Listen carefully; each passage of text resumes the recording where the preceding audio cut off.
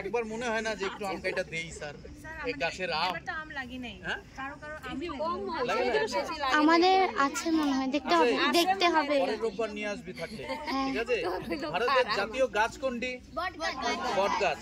ভারতের জাতীয় গাছ হলো বট গাছ, ঠিক আছে? তুমি বাংলা বোঝো কি? বোঝো তো? একটু চেষ্টা করতে হবে, ঠিক আছে? কারণ বাংলা, ইংরেজি, হিন্দি সব শিখবো, ভাষা হলো কথা বলার মাধ্যম, ঠিক আছে?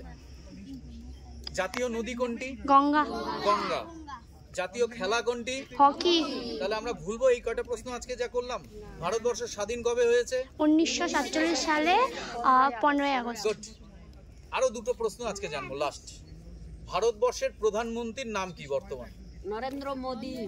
নরেন্দ্র দামোদর দাস মোদি, পুরো নাম নরেন্দ্র দামোদর দাস মোদি।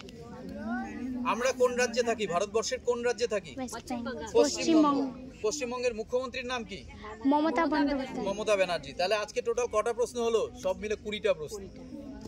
এই 20টা প্রশ্ন এর পরের দিন আমরা ধরবো সবাইকে, ঠিক আছে? বোঝা গেল? আরেকবার কি রিপিট করবো লাস্ট?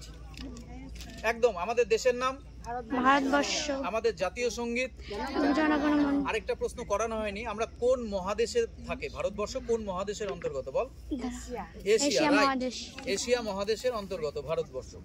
জাতীয় পতাকায় কটা রং থাকে? 4টে। উপরে গেরুয়া, মাঝে, নিচে সবুজ, মাঝে গোলটা নীল। গোলটাকে কি বলা হয়? অশোক চক্র। গুড।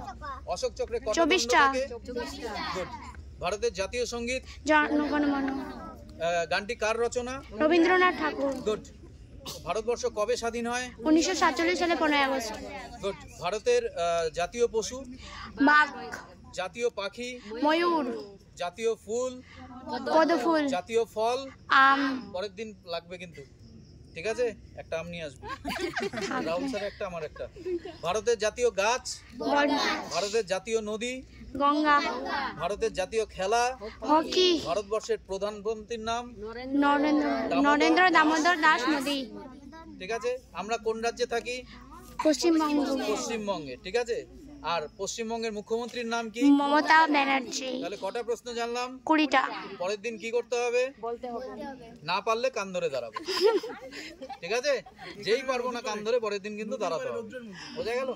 আচ্ছা, আজকে স্যার ম্যাডামরা আমাদের